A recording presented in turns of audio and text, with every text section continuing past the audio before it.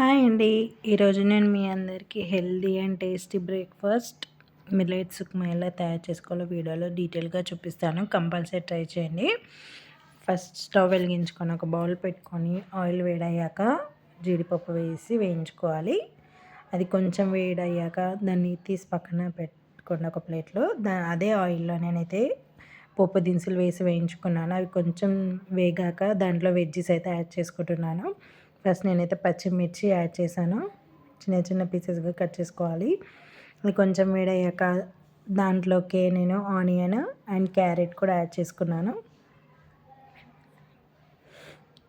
అవి కూడా కొంచెం వేడయ్యాక దాంట్లోకి నేను పొటాటోని యాడ్ చేసుకుంటున్నాను.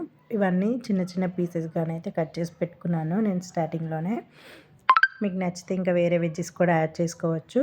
నేను నెక్స్ట్ కరివేపాకుని చిన్న చిన్నగా కట్ చేసి పెట్టుకున్నాను. చిన్న చిన్నగా అలా కట్ చేసి పెట్టుకోవడం వల్ల మనకి కరివేపాకు వేసామన్న అది కూడా కనిపించదు, పిల్లలు కూడా తినేస్తారు ఈజీగా. నేను ఇవన్నీ తొందరగా మగ్గడానికి సాల్ట్ అనేది టేస్ట్కి సరిపడా సాల్ట్ని అయితే యాడ్ చేశాను. నెక్స్ట్ నేను దీంట్లోకి బఠానీని కూడా యాడ్ చేశాను. అవి కూడా కొంచెం మగ్గాక నేను టమాటోని తీసుకున్నాను.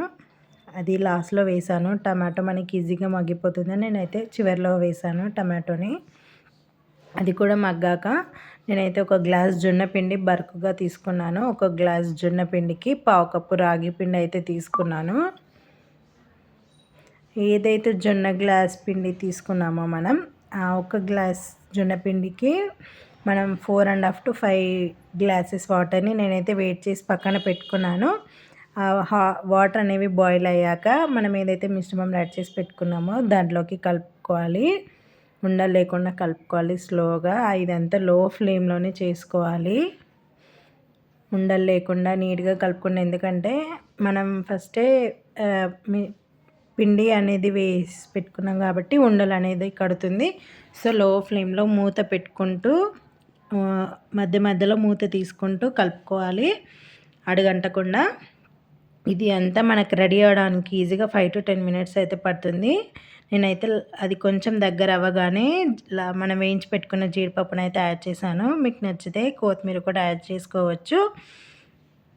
చూడండి, మీకు వీడియోలో చూపిస్తున్నట్టు పిండి అనేది బాగా ఉడకాలి. మనకి పచ్చి వాసన అనేది రాకూడదు పిండిది.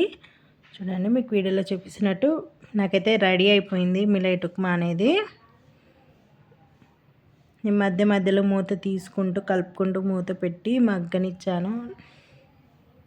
ఇదంతా నాకైతే 5 to 10 minutes అయితే పడింది. నేనైతే స్టవ్ ఆఫ్ చేసేసాను. ఒక ప్లేట్లోకి సర్వ్ చేసుకున్నాను.